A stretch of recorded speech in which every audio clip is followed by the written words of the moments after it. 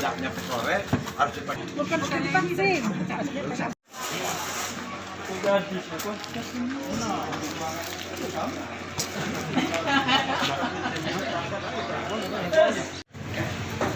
Ya. Awasin. Oke. Letakkan. Ya.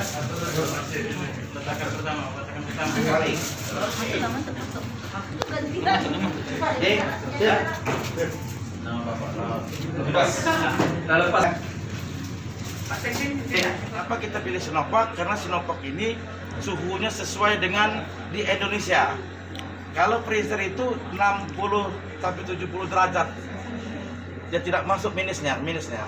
Tapi di kita 2 sampai 8 ini adalah Sinovac.